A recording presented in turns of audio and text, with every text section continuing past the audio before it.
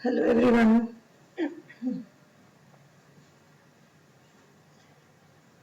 In today's class, we will discuss some important previous year GK questions for DU BLED Entrance Examination 2020. Exam से पहले ये video जरूर देखें, आपके बहुत काम की वीडियो है और सारे ही ये जीके क्वेश्चन जितने भी मैं एग्जामिनेशन में अभी प्रीवियस ईयर एग्जामिनेशन में आए हुए हैं वो सारे ही मैंने इस वीडियो में कवर करे हैं। तो प्लीज आप ये सारे क्वेश्चंस याद कर लें आपके एग्जामिनेशन पॉइंट ऑफ व्यू से, जो कि आने ही वाला है आपका एग्जामिनेशन, उसके पॉइंट ऑफ व्यू से ये very very very very important GK questions हैं। So let's start with the today session.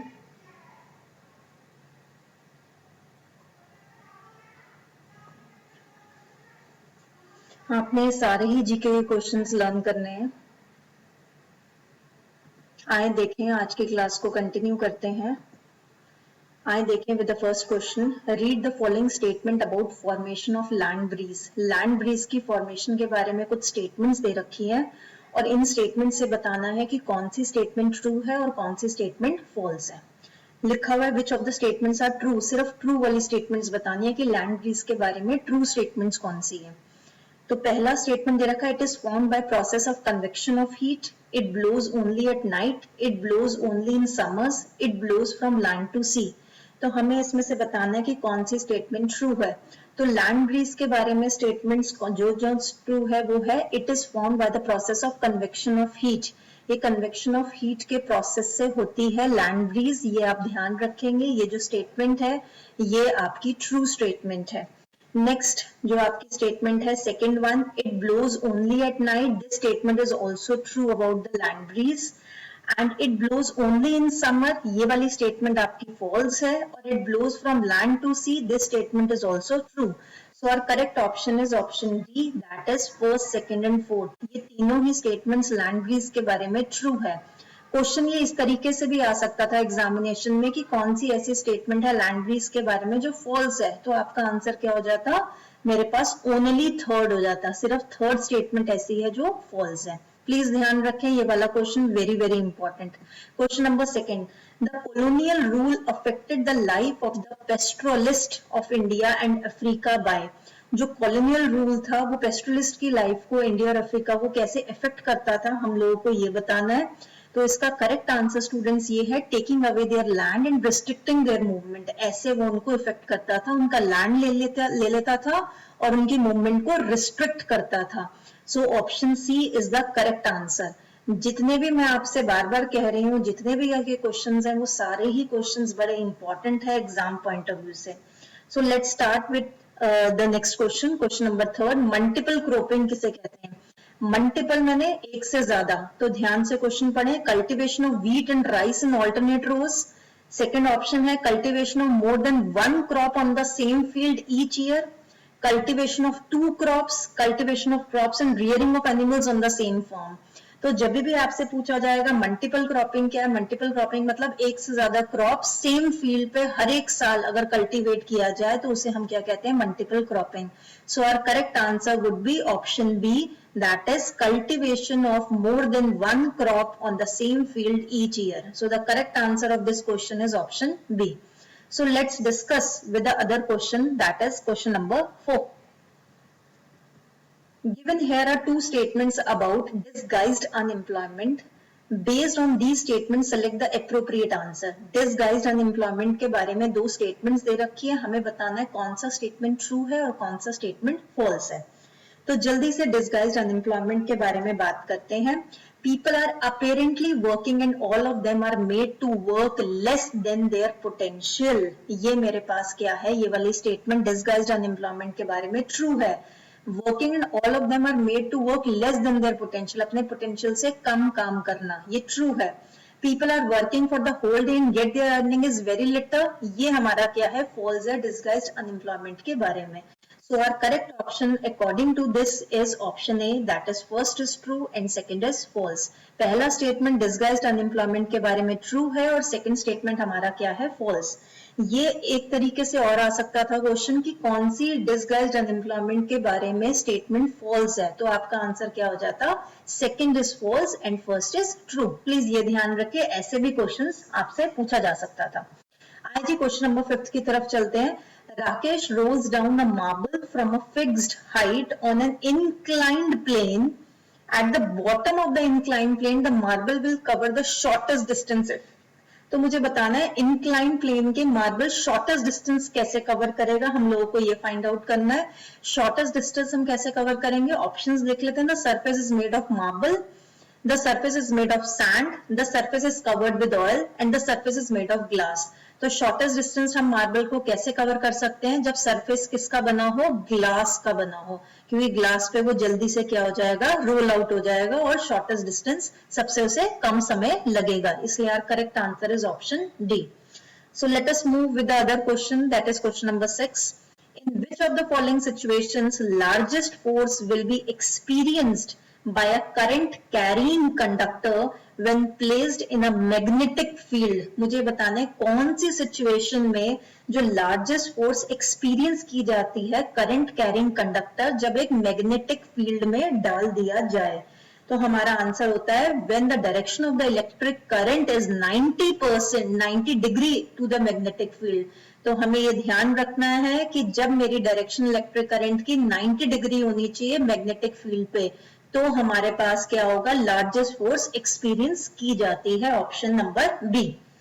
Next देखें जी question number 7। If the government of one state decide not to allow migration from other states which fundamental right will be violated? वो ये कह रहा है कि अगर गवर्नमेंट एक स्टेट की डिसाइड करे कि हम दूसरी स्टेट नहीं जा सकते हैं तो हमारा कौन सा फंडामेंटल राइट वायलेट होता है, हमारा कौन सा फंडामेंटल, अगर हम मूवमेंट ही नहीं कर सकते तो हमारा कौन सा एफआर वायलेट हो रहा है students, right to freedom violate हो रहा है, क्योंकि हमसे फ्रीडम क्या की जा रही है, छींगी जा सकती है, छींगी जा रही है। तो हमारा कौन सा फंडामेंटल राइट वायलेट होता है, राइट टू फ्रीडम, ध्यान रखें। और right to constitutional remedies section 32 में लिखा हुआ है, आर्टिकल 32 में, जिसको बी आर अम्बेडकर ने heart and soul of constitution भी कहा गया है। तो ये बात ध्यान रखें, आर्टिकल 32 के अगेंस्ट अगर कोई भी हमसे फंडामेंटल राइट छीनता है तो हम डायरेक्टली सुप्रीम कोर्ट या हाई कोर्ट जा सकते हैं। प्लीज ये छोटी छोटी इंफॉर्मेशन जो मैं आपको शेयर कर रही हूँ ये भी आप प्लीज ध्यान रखें, आपके एग्जामिनेशन पॉइंट ऑफ व्यू से very very very important. Question number 8 देखते हैं। Which of the following is not related to Akbar's idea of सुल्क ए कुल? तो इसके आइडिया को, अकबर के आइडिया को कौन सा रिलेटेड नहीं है, हम लोगों को ये बताना है। इसका मतलब कौन सा रिलेटेड नहीं है, इसका मतलब फॉल्स बताना है हमें। तो इसका आंसर देखते हैं फटाफट से हम लोग। Followed by Shahjahan and Jahangir, ये तो मेरी कैसी स्टेटमेंट है, ट्रू, ये तो फॉलो करती है। An attempt to spread Islam, ये फॉल्स है। मेरे पास which of the following is not related, Akbar के आइडिया को सुल्क के कुल को कौन रिलेटेड नहीं है, an attempt to spread Islam related नहीं है। वे ऑफ गवर्नेंस, ये हमारे पास ट्रू है। यूनिवर्सल पीस एंड टॉलरेंस भी इसी से रिलेटेड था, तो ये भी ट्रू है। So our correct answer of question number 8 is option B, क्योंकि not related पूछा गया है। अगर क्वेश्चन में रिलेटेड पूछा होता तो आपको उसके अकॉर्डिंगली आप क्या करते आंसर। तो आपने एग्जामिनेशन पॉइंट ऑफ व्यू से कैसे कैसे लर्न करनी है, जो ट्रू फॉल्स वाले क्वेश्चन है तो आपको ट्रू भी याद होना चाहिए, क्योंकि नहीं पता क्वेश्चन में ट्रू सेंस पूछी जाएगी या आपसे क्वेश्चन में फॉल्स सेंस पूछी जाएगी, इसका खास तौर से ध्यान रखें। तो इन माय ओपिनियन आपको ट्रू ऑप्शंस भी याद होनी चाहिए और फॉल्स ऑप्शंस भी याद होनी चाहिए। आइए क्वेश्चन नंबर 9 देखते हैं। Which of the following does not hold true for collateral asset? Collateral asset के बारे में कौन सी स्टेटमेंट ट्रू नहीं है, हम लोगों को वो बतानी है। तो इसका मतलब स्टूडेंट्स इसके अंदर आपने क्या करना है, ट्रू वाला भी याद रखना है। It is an asset that the borrower owns and is used as a guarantee to a lender until the loan is repaid. This is a true statement. ये एक तरीके का एसेट होता है जो बोरोवर ओन करता है, बोरोवर मतलब जो उधार लेता है, and is use as a guarantee, guarantee की तरह यूज होता है लेंडर को जब तक हमारा लोन रीपे नहीं होता। This is a true statement regarding collateral asset. It may not be needed by self-help groups or poor women. It may not be needed. वो कह रहा है कि ये जरूरी नहीं है कि ये poor women को needed हो self help के लिए। ये भी statement क्या है, true, क्योंकि it may लिखा है, possibility है ऐसी। नेक्स्ट देखें, it is a loans given by the government at cheap rate to buy asset, ये हमारी स्टेटमेंट बिल्कुल ही फॉल्स है। कोलेट्रल एसेट का मतलब ये नहीं है, कोलेट्रल एसेट का मतलब हम ऑप्शन ए में ही पढ़ चुके हैं, एज अ गारंटी यूज होता है जब तक हमारा लोन रीपे नहीं होता। It may be in the form of land title और livestock, this is also true, ये इसके फॉर्म में हो सकता है। तो ये हमारे पास ट्रू स्टेटमेंट है, ये हमारे पास फॉल्स स्टेटमेंट है। जैसे कि मैं आपको बता रही हूँ, ट्रू और फॉल्स वाले स्टेटमेंट में आपको ट्रू वाली चीजें भी याद होनी चाहिए और एज वेल एज फॉल्स वाले भी। मगर क्वेश्चंस पेपर में ध्यान से मार्क करें कि आपसे ट्रू पूछ रहा है या फॉल्स पूछ रहा है। नेक्स्ट देखिए question number 10। In the peninsular region of India, there is hardly any noticeable change in the temperature pattern during winters. Winters में noticeable change नहीं नजर आता. Which of the following condition causes this phenomena? तो कौन सी ऐसी condition है जो इस फिनोमिना को इन्फ्लुएंस करती है? क्यों नोटिसेबल चेंजेस नहीं पाया जाता? वाई? क्योंकि पेनिनसुलर रीजन में इन्फ्लुएंस होता है, किसका? सी का इन्फ्लुएंस होता है। दैट इज वाई उस फिनोमिना को किस वजह से कंडीशन ऐसे कॉज होती है? Due to the influence of the sea. So the correct answer of question number 10 is option A. Next one, question number 11, main constituent of natural gas. कई बार ये क्वेश्चन पेपर में आता है कि मेन कंस्टिट्यूएंट बता दो नेचुरल गैस का। तो नेचुरल गैस का मेन कंस्टिट्यूएंट कौन होता है? Option C, that is CH4। CH4 students किसका केमिकल फॉर्मूला है? मिथेन का केमिकल फॉर्मूला है, प्लीज ध्यान रखें, ये मिथेन का केमिकल फॉर्मूला है। और CO2 कार्बन डाइऑक्साइड, ये तो आपको पता है। He मतलब हीलियम, कई बार पूछा जा सकता है, तो प्लीज ध्यान रखें। H2 मतलब तो आपको पता है हाइड्रोजन। नेक्स्ट देखें जी, question number 12, sandy soil is usually not considered good for most of the plants. sandy soil कौन से plants के लिए अच्छी नहीं मानी जाती? हम लोगों को ये बताना है। क्यों नहीं अच्छी मानी जाती मोस्ट ऑफ द प्लांट्स के लिए? हमें ये बताना है। क्योंकि it retains water for a long time, it has poor aeration, it contains more minerals, it can't hold water. Sandy soil क्यों मोस्ट ऑफ द प्लांट्स के लिए गुड कंसिडर नहीं होती? Because it can't hold water, क्योंकि वो पानी hold नहीं कर सकती। That is why sandy soil suitable नहीं होती मोस्ट ऑफ द प्लांट्स के लिए। नेक्स्ट देखें जी, question number 13, consider the following two statements on federalism and select the appropriate answer. हमें कंसिडर करनी है फॉलोइंग स्टेटमेंट फेडरलिज्म के बारे में और एप्रोप्रिएट आंसर मार्क करना है कि which statement is true and which statement is false. Next देखें, the existence and authority of each level or tiers of government need not be specified and guaranteed by the constitution. Federalism ये नहीं कहता, सो हमारा first statement क्या हो गया? False student. और second statement, the highest court has the ultimate responsibility to settle dispute that arise between different levels of government in their exercise of power, ये true है। क्योंकि जो भी हाईएस्ट कोर्ट होता है उसके पास रिस्पॉन्सिबिलिटी होती है ताकि वो डिस्प्यूट्स को सॉल्व आउट कर सके। डिस्प्यूट्स मतलब लड़ाई झगड़ा जो डिफरेंट लेवल्स ऑफ गवर्नमेंट के बीच में हो सकता है, जैसे स्टेट गवर्नमेंट हो गया, सेंट्रल गवर्नमेंट हो गया, है ना, डिफरेंट लेवल्स ऑफ गवर्नमेंट के बीच में हो सकता है कि वो कौन सी पावर को एक्सरसाइज करे। सो करेक्ट आंसर क्या हो गया? फेडरलिज्म के बारे में first statement is false and the second statement is true. So our correct answer would be option D, first is false, second is true. आइए जी नेक्स्ट क्वेश्चन की तरफ मूव ऑन करते हैं। Question number 14, Which of the following statement about the Buddhist संघा is incorrect? कौन सी ऐसी स्टेटमेंट है जो बुद्धिस्ट संघा के बारे में इनकरेक्ट है, रॉन्ग है, ये बतानी है। Some members describe their lives in sanghas through poems. ये वाली बात ट्रू है कि कुछ संघास ने अपनी लाइफ को कैसे डिस्क्राइब किया है? पोएम के through. That means the first statement is true. ध्यान रखें, संघा के बारे में करेक्ट स्टेटमेंट्स भी आ सकती है, तो मैं आपको बार बार कह रही हूँ कि आपको इंफॉर्मेशन मिल रही है इनसे, तभी मैंने आप लोगों के लिए ऑप्शंस दिए हैं, तो इन ऑप्शंस को ध्यान दें। The rules made for the संघा रिटन डाउन इन विनायक पट्टिका। तो ध्यान रखें, जो संघा के रूल है वो कहाँ लिखे हुए हैं? विनायक पिटिका में लिखे हुए हैं। There were separate branches for men and women, ये भी ट्रू बात है। All the members has to engage in some economic activity to sustain themselves in the संघा, ये फॉल्स है, क्योंकि जरूरी नहीं है कि हमें इकोनॉमिक एक्टिविटी एंगेज करनी ही है ताकि हमें संघा में सस्टेन रहना पड़े। It is not necessary, Buddhist संघा में ऐसा नहीं लिखा था। तो ऑप्शन डी क्या हो गया? इनकरेक्ट हो गया। Next one, question number 15, Why radiologists do not take X-ray photographs of intestine? तो X-ray photographs क्यों नहीं लेते intestine की रेडियोलॉजिस्ट? तो इसका करेक्ट आंसर ये है कि हम इंटेस्टाइन की एक्सरे फोटोग्राफ्स क्यों नहीं लेते, क्योंकि x-rays are not able to capture clear picture, क्योंकि एक्सरे इंटेस्टाइन की एकदम क्लियर पिक्चर नहीं ले पाता। दैट इज वाई कभी भी इंटेस्टाइन का एक्सरे फोटोग्राफ नहीं लिया जाता। It is a very very very very important question, question number 15। आइए जी क्वेश्चन नंबर 16 देखें। Which of the following statements true about the Davis plan? तो ड्यूज प्लान के बारे में, इसको ड्यूज भी पढ़ते हैं, ड्यूज प्लान के बारे में कौन सी स्टेटमेंट ट्रू है हम लोगों को ये बताना है। A plan to impose more fines on Germany, Germany के ऊपर मोर फाइन्स लगाया जाए, ये फॉल्स है हमारे पास।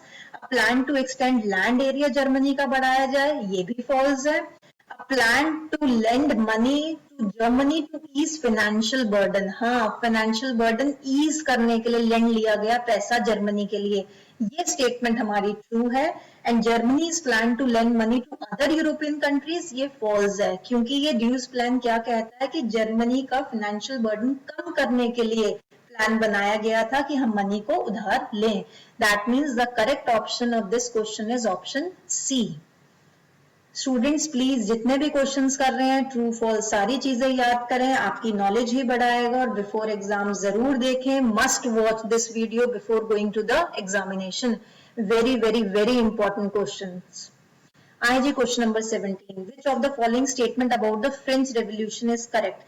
फ्रेंच रेवोल्यूशन के बारे में कौन सी स्टेटमेंट करेक्ट है? It demanded for power sharing of the clergy with the government, no, इसने कोई डिमांड नहीं करी थी पावर्स की, it is a false statement. Initiated by the clergy, ये भी मेरा फॉल्स स्टेटमेंट है। It held the social position must be based on the birth over merit, ये भी फॉल्स स्टेटमेंट है। It challenge the social and political privileges enjoyed by the aristocrats, ये मेरी statement क्या है? ट्रू, उसने चैलेंज किया था सोशल और पॉलिटिकल प्रिविलेजेस को जो एंजॉय करते हैं एरिस्टोक्रेट्स। ये फ्रेंच रेवोल्यूशन के बारे में हमारा क्या है? True statement. नेक्स्ट वन देखें, question number 18। Which of the following device is used to detect the presence of charge on a body? Presence, charge का प्रेजेंस है बॉडी पे या नहीं, तो कौन सा ऐसा डिवाइस है जो ये डिटेक्ट करता है? Your answer would B electroscope, that is option D. Electroscope वो डिवाइस है जो चार्ज बताता है कि प्रेजेंस ऑफ चार्ज है बॉडी पे या नहीं। आइए जी question number 19। Which of the following does not fall within the purview of the state legislature? State legislature के उसमें बाउंड्री में कौन सी चीज नहीं आती, हमें ये बताना है। Does not fall पूछा है स्टूडेंट्स, ध्यान रखें। Distribution of water for irrigation between districts in the state, true, ये लेजिस्लेचर के, स्टेट लेजिस्लेचर के दायरे में ये काम आता है। Deploying the police personnel for safety of women in the state, ये भी ट्रू है कि पुलिस पर्सनल लगाए वुमेन की सेफ्टी के लिए स्टेट में, this is also true. This is again the state having the power to do this. Introduce a bill in the Vidhan Sabha for the welfare of the farmers, क्या welfare के लिए विधानसभा में introduce कर सकते हैं बिल? स्टेट लेजिस्लेचर की power के अंदर आता है, yes it is true. Recruiting soldiers in the army, ये फॉल्स है, सोल्जर्स को रिक्रूट करना स्टेट लेजिस्लेचर की पावर में नहीं आता, so our option D is false. और क्योंकि फॉल्स स्टेटमेंट बताना था, सो हमारा करेक्ट आंसर क्या हो गया? Option number D. अगर इनकरेक्ट पूछा, मतलब अगर ट्रू चीजें पूछी जाती तो ए बी सी तीनों ही हमारा ट्रू हो जाता। इस तरीके के क्वेश्चन ऐसे भी पूछे जा सकते हैं कि कौन सी स्टेटमेंट ट्रू है। आइए जी क्वेश्चन नंबर 20 देखें। Which of the following is not true regarding how politics can be reformed? Politics कैसे रीफॉर्म की जा सकती है, चेंज की जा सकती है, कौन सी बात ट्रू नहीं है ये बताना है। Citizen organisation and media play an active role, की पॉलिटिक्स में रिफॉर्म आए, ये बात ट्रू है। There is a need to strengthen the democratic policies, को स्ट्रेंथन करने की जरूरत है, ये भी ट्रू है। The citizen should be empowered through rights like right to freedom, ये उनके पास पावर होना चाहिए, ये भी ट्रू है, तभी तो पॉलिटिक्स में चेंजेस आएंगे। Only legal constitutional changes can reform the democracy, ये फॉल्स है, सिर्फ लीगल चेंजेस जरूरी नहीं है कि कॉन्स्टिट्यूशन में हमने चेंज कर दिया और डेमोक्रेसी में रिफॉर्म आ गए, ये कोई जरूरी नहीं है कि सिर्फ यही एक कारण है, बहुत सारे इसके कारण है, सिर्फ लीगली चेंज होने से हमें फर्क नहीं पड़ता। तो पॉलिटिक्स रिफॉर्म करने के लिए ये तीन चीजें भी हमारे लिए बहुत इंपॉर्टेंट है, इसलिए जो इनकरेक्ट बात है वो क्या है? Option D. नेक्स्ट देखें, बीएलएड एग्जामिनेशन में बहुत तरीके के क्वेश्चंस आते हैं हमारे पास जीके के, चाहे वो हिस्ट्री से आए, चाहे वो आपके पॉलिटी से आए, दैट इज आपके सिविक्स हो गई, ज्योग्राफी से आए, साइंस से आए, अगेन आपके पास क्या बोलते हैं मॉडर्न हिस्ट्री से भी क्वेश्चन है, इंटरनेशनल हिस्ट्री से भी क्वेश्चन है, तो बहुत वाइड है हमारे पास इसका जो सिलेबस है।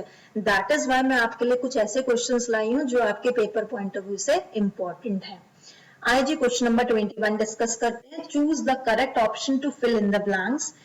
इन igneous and metamorphic rocks, minerals may occur in the cracks, surfaces, faults और joints. Minerals occur करते हैं।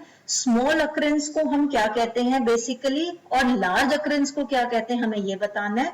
Small occurrence को students veins कहते हैं और large को हम lodes कहते हैं। ध्यान रखें इंजीनियर्स और मेटामॉर्फिक रॉक्स के बारे में। So our correct answer would be option A.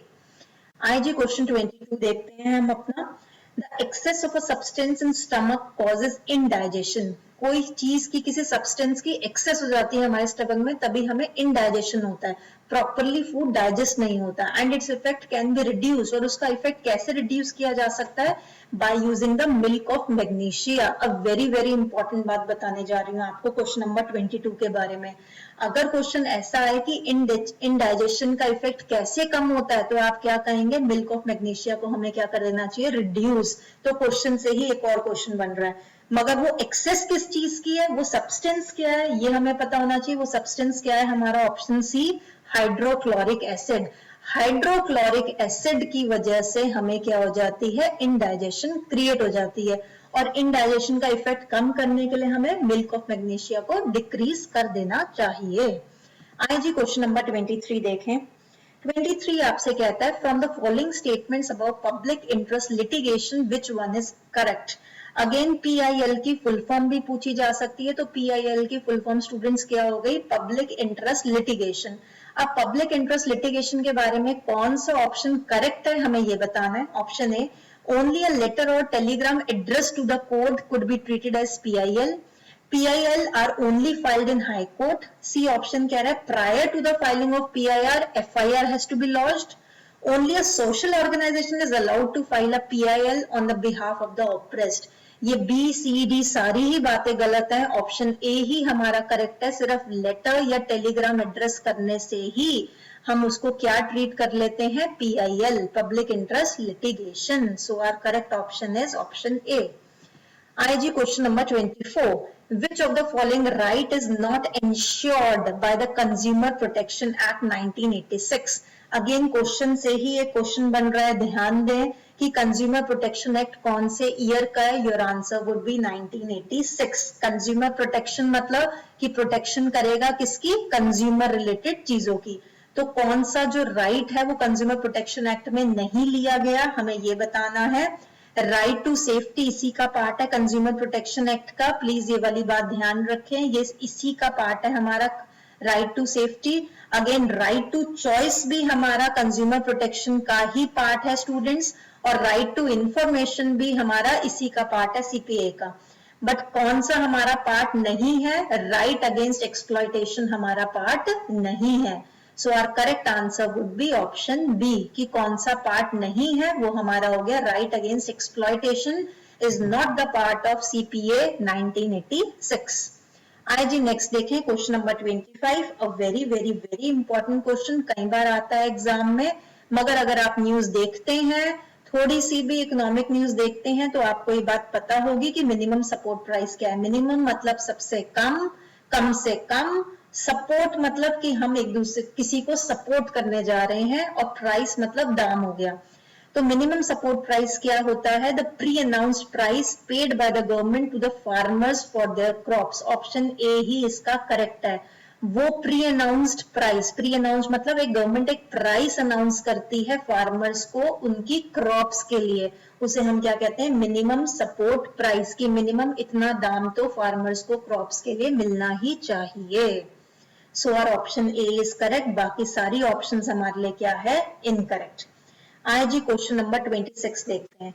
What will happen when pressure is slowly applied on a gas capable of dissolving in a liquid? क्या होगा जब हम प्रेशर अप्लाई कर लेंगे स्लोली एंड स्लोली, किस पे? On gas capable of dissolving in a liquid, gas पे जो कैपेबल है क्या करने के लिए? डिसॉल्व करने के लिए liquid. Option A, the gas will escape from the liquid, applied pressure will have no effect on the solubility of gas, less gas will dissolve in that liquid, more gas will be dissolved in that liquid. So our correct answer would be option D. तो हमें क्या करना पड़ेगा? more gas will be dissolved in that liquid. तो क्या करें, जब pressure apply होगा गैस पे डिसॉल्विंग करने के लिए तो मोर गैस डिसॉल्व की जाएगी उस लिक्विड में। आइए next question number 27, which of the following is not a primary sector activity. Primary sector activity वो होता है जो एक्सट्रैक्शन होती है फ्रॉम नेचुरल रिसोर्सेज से, उसे प्राइमरी सेक्टर एक्टिविटी कहते हैं। अब जल्दी से बताना है कौन सा प्राइमरी सेक्टर एक्टिविटी नहीं है। Cultivation of cotton primary sector activity है हमारी, ध्यान रखें, नहीं बताना है। फिशिंग भी नेचुरल रिसोर्स है, नेचुरल एक्सट्रैक्शन है, तो ये भी मेरी प्राइमरी सेक्टर एक्टिविटी है।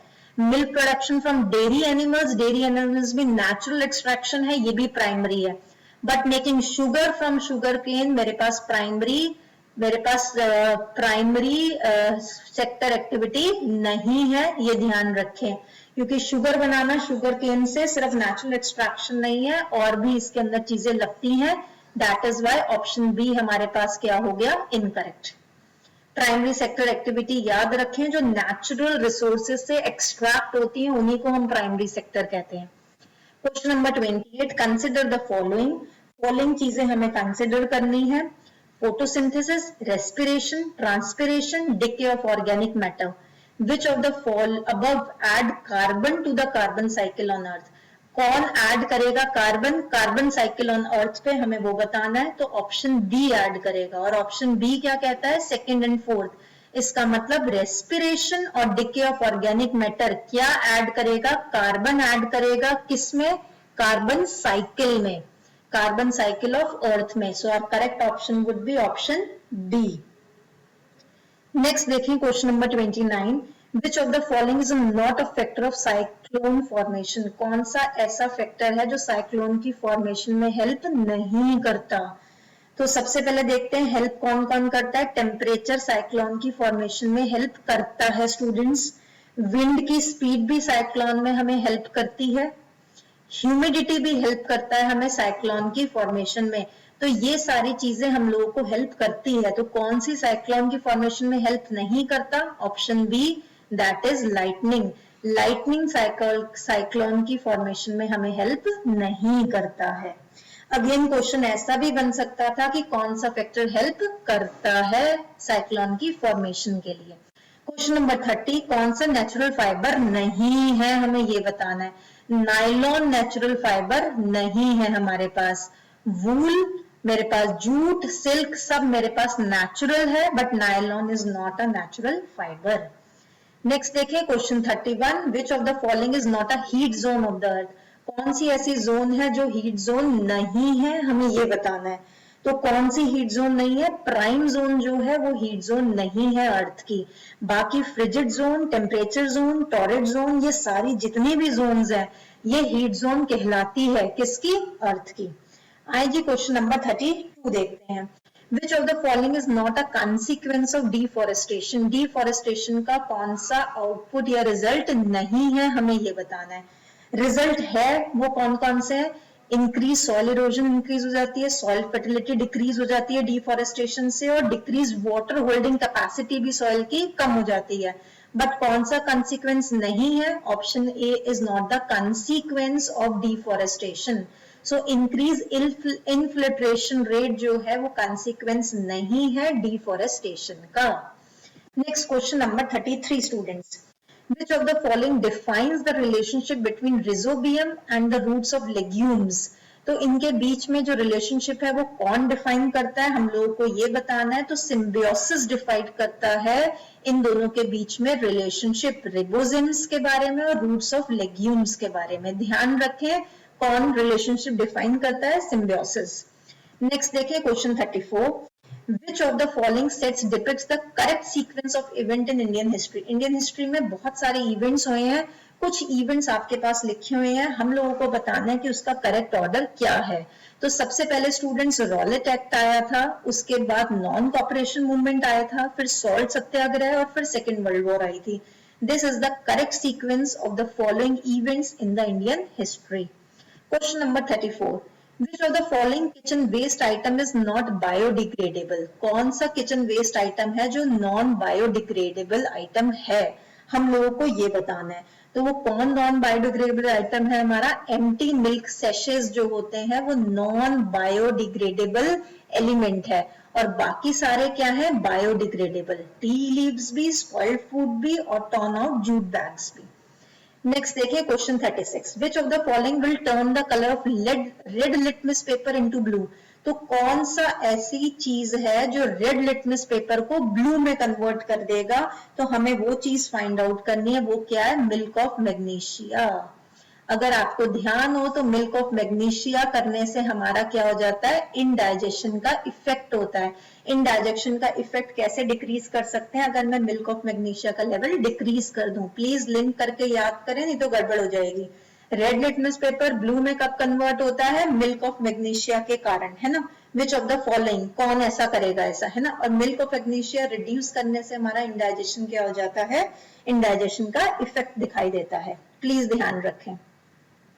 और वो कौन सा सब्सटेंस है? हाइड्रोक्लोरिक एसिड, याद रखें। Question 37, which of the following latitude passes through India? India से कौन सा लैटिट्यूड पास होता है, हम लोगों को ये बताना है। तो कौन सा लैटिट्यूड पास होता है स्टूडेंट्स? Tropic of cancer. अगर आपने मैप्स ध्यान से देखे हो तो tropic of cancer. Please examination जाने से पहले एक इंडियन मैप पे जरूर नजर मारें, वो भी पॉलिटिकल मैप पे, और एक वर्ल्ड मैप पे जरूर नजर मारें। इसके ऊपर भी कई बार क्वेश्चंस आ जाते हैं, तो मैप आपके दिमाग में छपा हुआ होना चाहिए, प्रिंटेड होना चाहिए, नहीं तो इस तरह के क्वेश्चन आप मैप्स के थ्रू ही कर सकते हैं। Question number 38, which part of the brain helps us in maintaining the posture and balance of the body? कौन सा ब्रेन का ऐसा पार्ट है जो मेंटेन करता है हमारे पोस्चर को और बॉडी के बैलेंस को, हम लोगों को ये बताना है। वो ब्रेन का कौन सा पार्ट है students? Option C, cerebellum. Cerebellum जो पार्ट है ब्रेन का वो हेल्प करता है हमें पोस्चर और बैलेंस करने में अपनी बॉडी को। नेक्स्ट देखें question number 39, which of the following substance is a compound not a mixture? कौन सा ऐसा सब्सटेंस है जो कंपाउंड है, मिक्सचर नहीं है? वो कौन सा सब्सटेंस है? ग्लूकोस। ग्लूकोस मेरा कंपाउंड है, मिक्सचर नहीं है। इसका मतलब टीप, टैप वाटर, स्टील और ब्रास मेरे सारे ही क्या है? मिक्सचर है। सिर्फ ग्लूकोस क्या है मेरे पास? कंपाउंड है।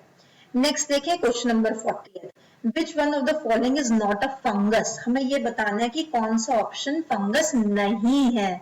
तो सीवीड जो है वो फंगस नहीं है। बाकी यीस्ट कह लो, यीस्ट तो आपने कई बार उसमें छोटी क्लास में पढ़ा होगा, ब्रेड मोल्ड्स पे भी फंगस होता है, मशरूम में भी फंगस होता है, बट सीवीड में फंगस नहीं होता। Next 41, which one of the following is not a tribe in India? कौन सी ट्राइब इंडिया की नहीं है? कौन सी ट्राइब स्टूडेंट इंडिया की नहीं है? Kazakh. Kazakh is not a tribe of India. बाकी अहोम, भील और गोंड मेरे पास ट्राइब हैं। किसकी ट्राइब है? इंडिया की। अगर आपने प्रीवियस देखा हो मेरा जीके का बीएमएस का लेक्चर, तो मैंने गोंड के बारे में करंट अफेयर्स बताया था कि यूपी में सबसे गंदी जगह है गोंड, डर्टीएस्ट प्लेस है। जो हमारा सर्वे होता है, सर्वेक्षण वाला, जो किसके अंदर आता है? स्वच्छ भारत अभियान के अंदर आता है। आइए जी नेक्स्ट देखें क्वेश्चन 42। क्वेश्चन 42 कहता है, which fundamental right in India empowers the citizen to move to court if they believe that any of their fundamental rights has been violated by the state? इसके बारे में मैंने अभी आपको बताया था कि अगर मेरा कोई भी फंडामेंटल राइट पूरा ना हो पा रहा हो तो इंडियंस को कहाँ मूव करने की जरूरत है? उनके पास क्या राइट है? कोर्ट में जाने का। तो कौन सा फंडामेंटल राइट एम्पावर करता है? Right to constitutional remedies, article 32 मैंने आपको बताया था, जिसे heart and soul of India, heart and soul of constitution भी कहते हैं। और किसने नाम दिया है? डॉक्टर बी आर अम्बेडकर ने। Question number 43, which was the first state in India to introduce mid day meal scheme? Mid day meal scheme क्या था? Providing lunch to the government elementary schools में लंच प्रोवाइड करना, वो mid day meal scheme थी। कौन सी ऐसी first state है जिसने इंट्रोड्यूस किया था? Tamil Nadu is the first state जिसने मिड डे मील की स्कीम को इंट्रोड्यूस किया था। So our correct answer would be option C. Next देखिए question 44, when we boil water in an aluminum pan, the quantity of water in the pan decreases with time। तो quantity water की pan में time के according decrease होती रहती है, उसका कारण क्या है?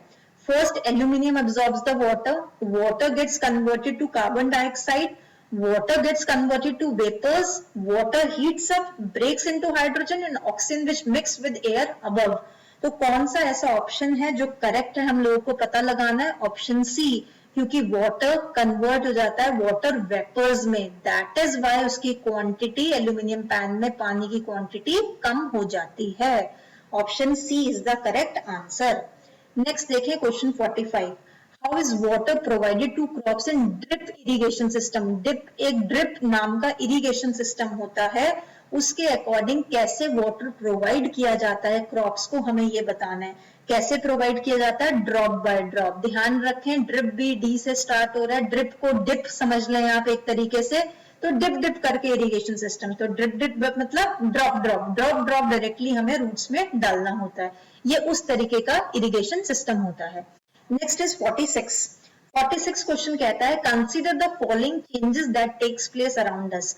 तो हमारे पास कुछ फॉलोइंग चेंजेस होते हैं, हमें वो बताना है। Aluminium absorbs the burning of dry leaves, conversion of milk to curd, evaporation of water from pond.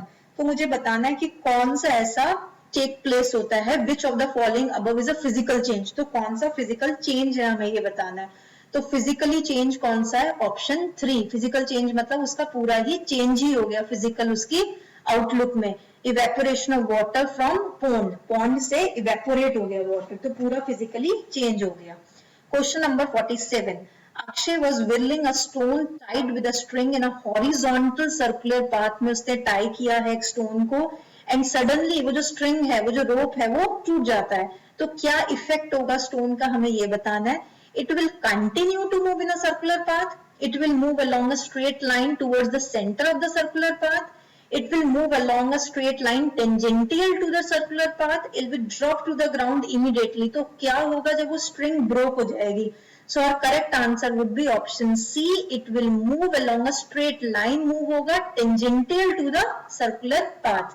So our correct answer would be option C। IG 48 पे human body is dash of electricity and air is dash of electricity. तो human body क्या है electricity का और air क्या है electricity का, हमें ये फाइंड आउट करना है। तो human body student conductor of electricity है और एयर इंसुलेटर ऑफ इलेक्ट्रिसिटी है, प्लीज ध्यान रखें। हमेशा स्टूडेंट्स इस वाले क्वेश्चन में गलती करते हैं, दोनों कंडक्टर नहीं होता। Human body conductor of electricity है और एयर इंसुलेटर ऑफ इलेक्ट्रिसिटी है, ध्यान रखें। Question number 49, why are the air conditioners often placed high up on the walls? आपने देखा होगा सबके घरों में एयर कंडीशन वॉल्स पे बड़े ऊंचे लगे होते हैं, उसका कारण क्या है? पहला ऑप्शन कहता है so that AC do not require earthing, दूसरा कहता है ACs consume less power, तीसरा कहता है cool air moves down and hot air moves up, और फोर्थ रीजन कहता है इसका so that hot air moves down and cool air moves up। मुझे ये बताना है कौन सा ऑप्शन ट्रू है। ऑप्शन सी ट्रू है। हम हाई क्यों लगाते हैं एसीज वॉल पे? ताकि कूल एयर तो आए नीचे और हॉट एयर का नीचे जाए ऊपर, मूव्स अप हो जाए। Option C, a very very very good question from exam point of view. Next is 50th question, again an important question. What is the name of the process by which a tadpole is transferred into an adult frog? Tadpole कैसे, क्या process है जिससे tadpole adult frog में transfer हो जाता है? उस process को हम स्टूडेंट क्या कहते हैं? मेटामॉर्फोसिस। ऑप्शन सी, इस प्रोसेस से टैडपोल किस में कन्वर्ट हो जाता है? एडल्ट फ्रॉग में। टैडपोल बेसिकली क्या है? यंगर फॉर्म है फ्रॉग की, तो एडल्ट फॉर्म में जो कन्वर्ट होता है उस प्रोसेस को हम क्या कहते हैं? मेटामॉर्फोसिस, ध्यान रखें। Next is question 51, what is the process of cultivation of grapes? Grapes के कल्टीवेशन का क्या प्रोसेस है? उसको हम कहते हैं viticulture. Viticulture is the process of cultivation of crops, ध्यान रखें, उसको हम विटिकल्चर कहते हैं स्टूडेंट्स। विटिकल्चर बेसिकली क्या है? वो प्रोसेस है जिससे हम क्या करते हैं स्टूडेंट्स? वो प्रोसेस है जिससे हम स्टूडेंट्स क्या करते हैं? कल्टीवेशन करते हैं, किसका? क्रॉप्स का। प्लीज ये वाली बात को ध्यान रखे जाए।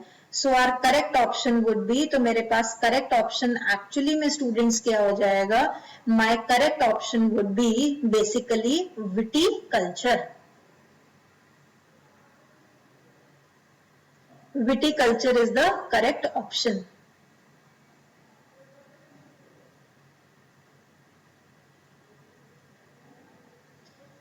ठीक है जी स्टूडेंट्स, ये मैंने आपसे कुछ इंपॉर्टेंट क्वेश्चन डिस्कस करे. कितने तक मैं क्वेश्चंस आपसे डिस्कस कर चुकी हूँ ऑलरेडी स्टूडेंट्स मैं आपसे डिस्कस कर चुकी हूँ क्वेश्चन 51 क्वेश्चंस मैं आपसे ऑलरेडी डिस्कस कर चुकी हूँ जो प्रीवियस ईयर एग्जामिनेशन में आए हुए हैं. These are the very important questions. Exams में जाने से पहले आप ये सारे क्वेश्चन जरूर देखें, जरूर पढ़ें. बार बार मैं आपसे कह रही हूँ कि जो भी ट्रू फॉल्स वाले हैं वो ट्रू भी याद करें, फॉल्स भी याद करें. और मैंने एक और रिकॉर्डिंग कर रखी है, ऑलरेडी एक लेक्चर हमारा पड़ा है बीएमएस जीके के नाम से, वो भी क्वेश्चंस देखना ना भूलें. उसमें करंट अफेयर्स भी हैं, इवन पॉलिटी के बारे में मैंने कुछ फैक्ट्स आपको बता रखे हैं. तो दैट ऑल्सो वीडियोज आप जरूर देखें एग्जामिनेशन जाने से पहले. आई होप कि आपको वीडियो पसंद आया होगा, मेरे क्वेश्चंस आपको पसंद आए होंगे और आपके एग्जाम्स में अच्छे रैंकिंग आए. And all the best for your examination students. और प्लीज मेरे वीडियो को लाइक करें, शेयर करें, कमेंट करें और बताएं कि आपको वीडियोस कैसे लगे, आपको हेल्प हुई एग्जामिनेशन में इसको करने से. ठीक है जी, ये सारी चीजों को ध्यान रखें. अभी रिसेंटली बीएमएस का एग्जामिनेशन हुआ था जिसमें से जो हमने रिकॉर्ड किया था, मैंने बीएमएस का जीके इंपॉर्टेंट क्वेश्चंस करके उसमें से कम भी 4 to 5 क्वेश्चंस आए हुए थे. तो आपके लिए बहुत इंपॉर्टेंट है क्योंकि बीएमएस भी ड्यू का एग्जामिनेशन था, बीएलएड भी ड्यू का एंट्रेंस एग्जामिनेशन है, तो क्वेश्चंस उसके अंदर से आ सकते हैं. प्लीज ध्यान रखें. बार बार आपसे कह रही हूँ दोनों वीडियोस देखें बिफोर एग्जाम और लोगों को ज्यादा से ज्यादा शेयर करें ताकि सारे बच्चों का फायदा हो सके due to this pandemic. Thank you so much everyone and bye everybody.